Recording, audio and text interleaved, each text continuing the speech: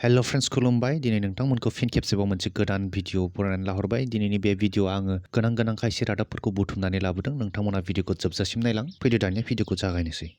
फैबाय थानाय लकसभा बिसायख'थियाव क'क्राझार लकसभा बियाबाव एनडिएनि बिजाथि जयन्त बसुमतारीखौ सिसिबिटि आर आफादा मदद होसिगोन मैया चिरां जिल्लानि सापागुरियाव थानाय हिमालय हटेलाव सिसिबिटि आरनि गोनांथार मेलाव बे थांखिखौ लानाय जायो बिटिआरआव थानाय गुबुन गुबुन हारि हारिसाखौ दैदेननाय मोन 30 गुबुन गुबुन आफादफोरा गावबागाव हारिनि ओनसोलनि बायदि जेंना जेंगोनाफोरखौ ज' जानानै सुस्रांलांनांगौनि थाखाय बिटिआर ओनसोलाव खौसेथि आरो गोजोनखौ अरायथा खालामनायनि थांखिजों सिसिबिटिआरअ coordination committee of Bodoland territorial region आफादखौ दाफुंनाय जादोंमोन बे आफादफोरनिनो मैया चिरां जिल्लानि सापागुरियाव थानाय हिमालय हटेलाव मोनफ्रोमबो बिथिङाव सावरायलायनानै फैबाय थानाय लकसभा बिसायख'थियाव 1 नं क'क्राझार बियाबाव एनडिएजों दैखांजानाय बिजाथि जयन्त बसुमतारीखौ खौसेयै मदद होनो थाखाय थांखि लाबाय होननानै दुलाराय बर' फरायसा आफादनि आफादगिरि मानगोनां दिपेन बर' बिथाङा खौरांगिरिनि सिगाङाव फोरमायो मख'नो गोनांदि बे सावरायलायनाय मेलाव बिटिआरनि चिफ प्रमद बर' आरो एनडिएनि बिजाथि जयन्त बसुमतारी बिथांमोनाबो बाहागो लायो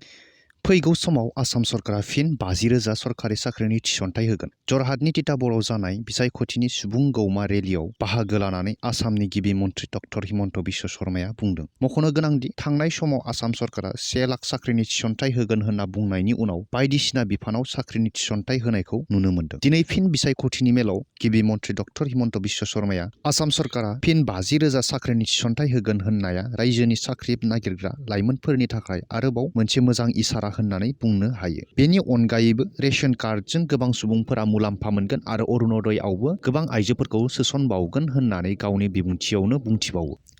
चिरां जिल्लानि पानबारियाव सानै जुवारिफोरखौ हमदों चिरां पुलिसा हादराव 17थि बिसान आइपिएल एबा इन्डियान प्रिमियार लीगआ थांनाय 22 मार्चनिफ्राय जागायनानै दिनैसिम सोलिगासिनो दं बै सोलिबाय थानाय समावनो समाजनि खायसे दुथां सुबुंफोरा आइपिएलखौ लानानै समाज बेरेखा आयेन बेरेखा जुवा होनाय आरो गेलेनायाव मुखुब जानानै थानाया दिनै सोराङाव फैदों थिग बेबादियैनो पानबारि थानानि पुलिस बिबानगिरि सादन दत्तनि दैदेननाय मोनसे हानजाया पानबारि थानानि सिङाव थानाय 3 नं गरायमारिनि आबु बाक्कार शेख आरो 1 नं बेतबारि गामिनि बिपिन साहा मुंनि सानै जुवारिखौ हमनो हायो बेजोंनो लोगोसे बरपेटा जिल्लायावबो मबाइल एपनि जोहै आइपिएलनि जुवा गेलेनायनि दायाव 7 सुबुंफोरखौ बरपेटा पुलिसा खायो गिबियाव बरपेटा थानानि सिङाव आमिनुल इस्लामखौ हमग्रोयो बिनि उनाव जाहिदुल इस्लाम मन्टु दास दिगन्तनाथ सन्जय मुदय आरो बरपेटा रडआव नुर जामाल आली मकिबुल हुसेन इम्ताज आली पाठान मुंनि सुबुंफोरखौ हमनो हायो लोगोसे 1,69,000 नोगोद रांखौ पुलिस बिफाना बोखांनो हायो क'क्राझार जिल्लायाव हाग्रानि मैसोआ ओंखारना फैनानै साखाथिनि गामिफोरनि सुबुंफोरखौ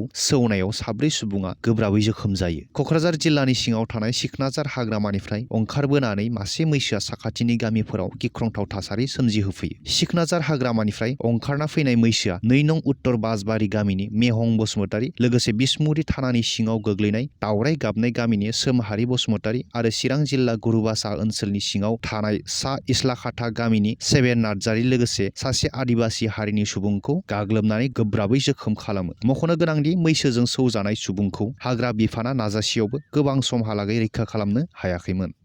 बिटिआर गरखा समाज केन्द्रीय कमिटिनि गिबि 3 बोसोरारि जथुमाखौ खुंफुङो बे जथुमाखौ चिरां जिल्ला सान्तिपुर समबाय समितिनि लांगोनायाव साननैनि मेहेरगोनां हाबाफारिजों खुंफुंनाय जायो बे जथुमायावनो बिटिआरनि गाहाय मावफुं सोद्रोमा प्रमद बर'जों लोगोसे एमएलए लरेन्स इस्लारि आरो एमसिएलए माधब सेत्री बिथांमोनाबो बाहागो लायो बे जथुमायाव प्रमद बर' बिथाङा गरखा समाजा जोनोम जानाय समनिफ्रायनो बिटिआर ओनसोलनि गरखाफोरखौ खौसे खालामनाय बायदिसिना जेंनाफोरखौ सुस्रांनो थाखाय गोबां खामानि मावबोदों आरो बिथांमोना खावलायनाय नेपाली ग्रेजिया आरो काल्टिवेटर सोदोबखौ बोखांनांगौ होननायखौ जों आसामनि गिबि मन्थ्रिनिसिम फोरमायहरनानै बै सोदोबखौ बोखारहोनाय जाबाय गरखाफोरा बर' हारिनि सोमावसारनायफोराव जेब्लाबो बाहागो लादोंमोन बेखायनो 3थि बर' गोजोन गोरोबथायाव बिथांमोननि थाखाय गरखा भवन दाबि खालामनानै लाबोफादों होननानै बुंथियो लोगोसे आसा खालामो गरखाफोरा फैबाय थानाय लकसभा बिसायख'थियाव बिथांमोननि अननाया जोंनि फारसेनो थागोन आरो बिटिआर सरकाराबो अराय गरखाफोरजोंनो थागोन होननानै मानगोनां बिटिआरनि गाहाय मावफुं सोद्रोमा प्रमद बर'आ खौरांगिरिफोरनि सिगाङाव बुंथिनानै होयो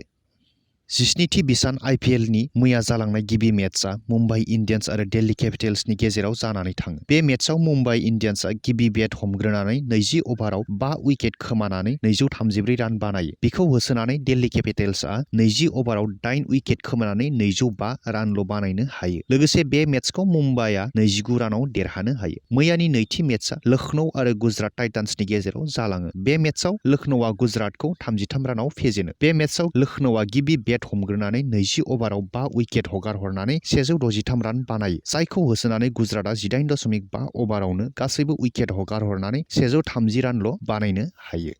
फ्रेन्ड्स, दिनैनि बे रादाबनि भिडिअखौ आं बेखिनियावनो फोजोबनो होननानै सानबाय। नोंथांमोना जुदि आंनि बे भिडिअखौ नायनानै मोजां मोनदोंब्ला अननानै लाइक खालाम, शेयार खालाम। लोगोसेनो आंनि चेनेलाव जुदि नोंथाङा गोदानब्ला अननानै चेनेलखौ साबस्क्राइब खालामनानै हो। गोजोन्थों।